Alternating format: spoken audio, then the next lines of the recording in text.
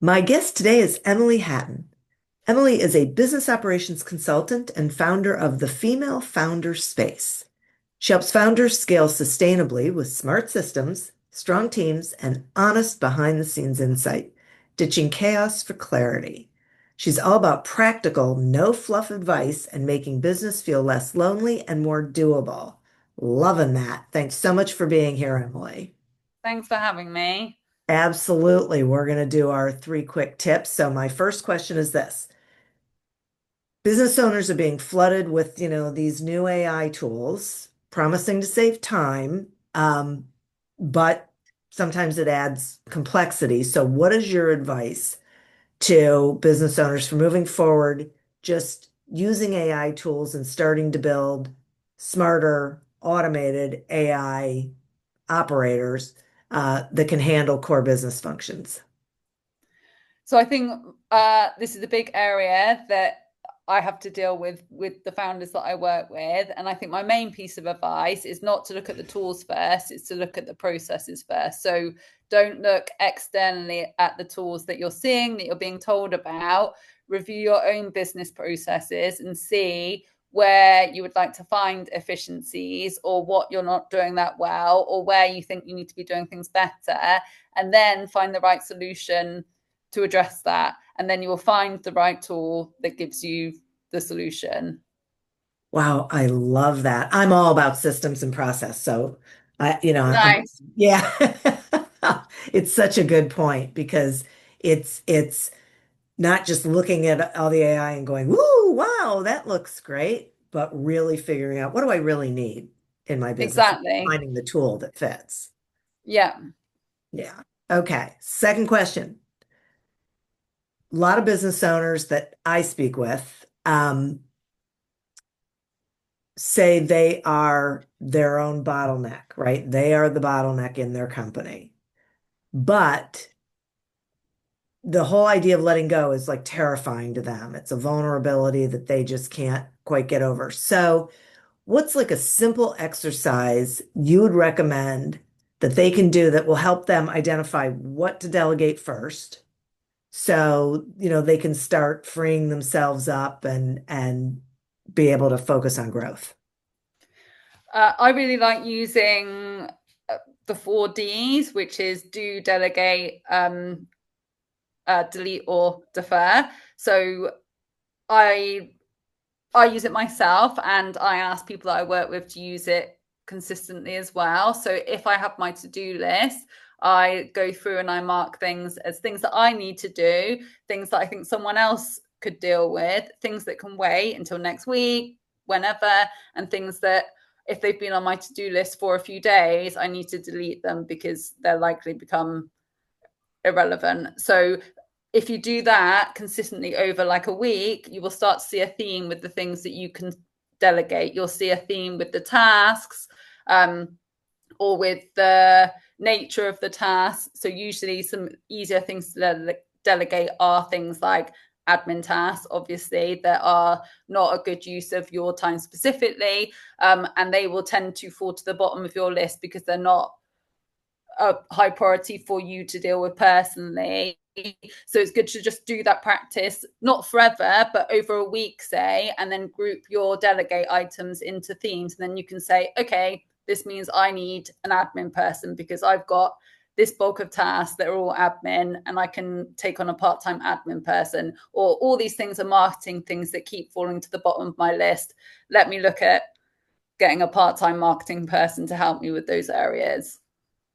Yeah, that's so great because I think that the added benefit of that is that you realize that um, delegating those things does not make you that vulnerable, right? That they are Yeah. things that aren't that scary. Yeah, exactly. And I think once you put it into the context of everything else you have to do, you realize you can challenge yourself and say, does this really need to be me? No. Does it need to happen? Yes. But does it really need to be me? No. Um, Yeah. and and honestly, once you start delegating, it just gets easier and easier. So the best thing to do is to start, and you'll be surprised at the results you get, and obviously the positives are so high that you'll wonder why you waited so long to do it. Yeah. So true. I can speak to that as someone Yeah, who yeah. was very cautious about letting go of things. So, okay. Question number three. When growth stalls, most people, the first thing they do is blame marketing or sales. So, I understand that you have a bit of a contrarian take on this. How can a business owner create a simple weekly scorecard to get the clarity, I love clarity too, that they need and diagnose the real operational drag in their business? So with all the founders that I work with, and I recommend it for everyone, that you should have a scorecard to look at the key metrics in your business. They Most of them are fairly standardized across businesses. So it's kind of the number of leads you have coming in, how those leads are converting, the how your finances are, so profit margin, and how your team are, how your clients are. So there's a few kind of consistent themes running through how you set out your scorecard and how your marketing is as well. So the main thing is to choose the ones that are important to you and measure them on a weekly basis. So if your main marketing metric is the number of inbound leads you get from LinkedIn, for example, then you need to be checking that week on week to see whether it's up or down and where you expect. So you need to set yourself a target, see if it's on that, above that, or down from that.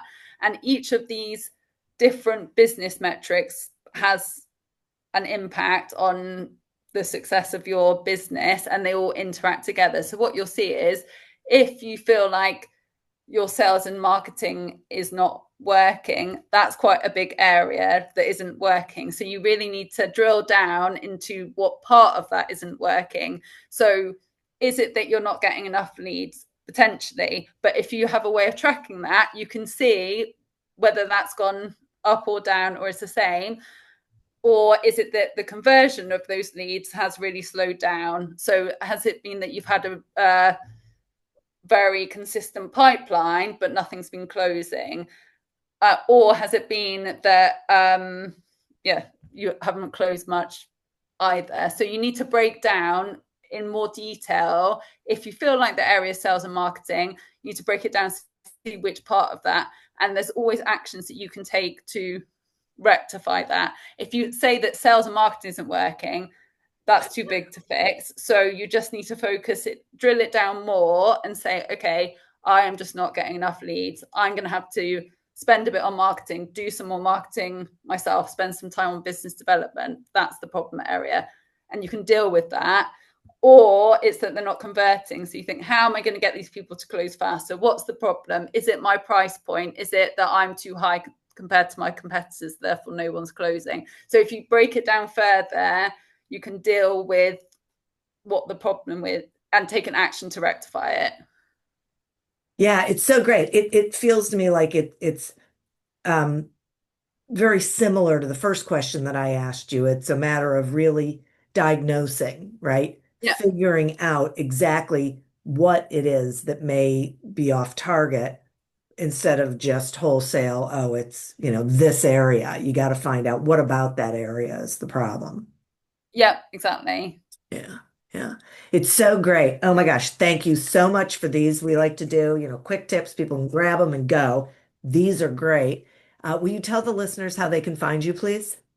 Sure. So I'm a consultant. So my website is www.emily-hatton.com.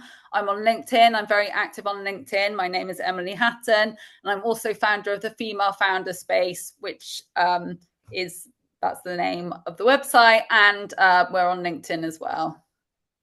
Excellent. Thank you. We'll make sure all of that is in the show notes so people can reach out. Thank you again. And listeners, thank you. You are who we're doing this for.